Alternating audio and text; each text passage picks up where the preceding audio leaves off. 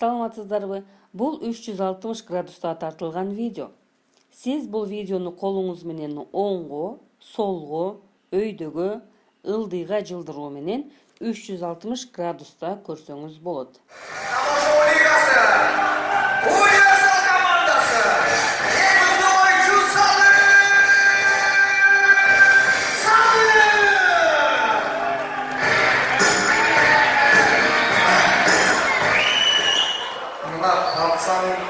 Özümce sizde utanmıyorlar bence. Сделайте это красиво. 8 раунд бейбатл geçik maestro.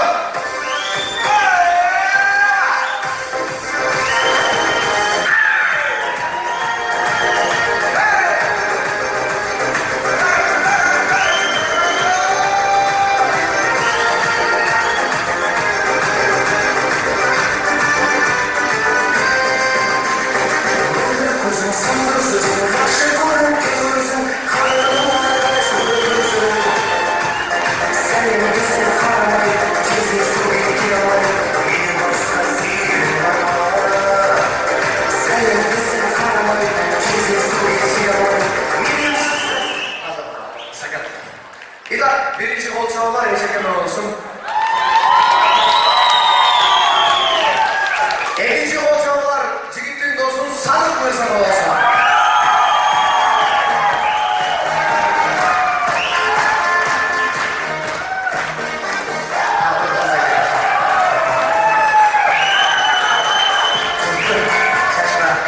Sadık'a kim çıkar? Ece'de Sadık'a kim çıkar? Canına gel.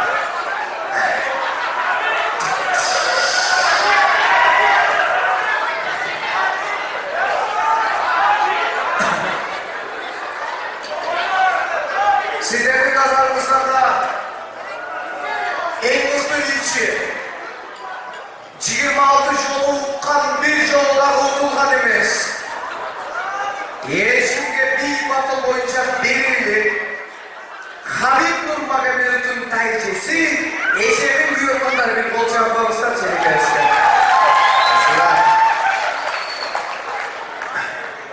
Саке ингилик саба.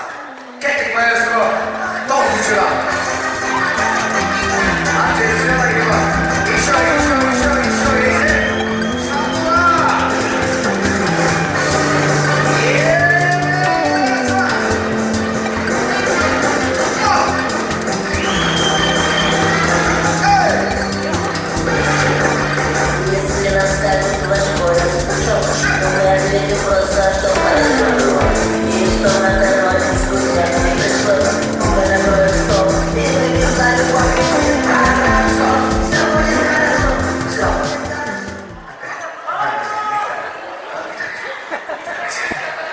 Tarçon meleklerin biri 3, andan bilgi melekler turan Sadık'a kim çıkar?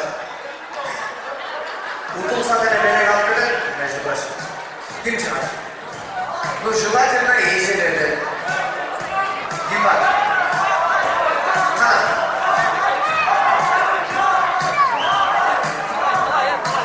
Hepimiz Ece melek.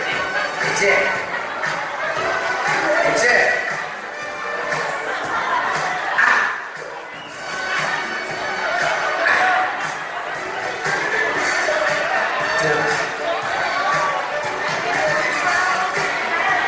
Sakit banyak kaldım o bir yapamadım.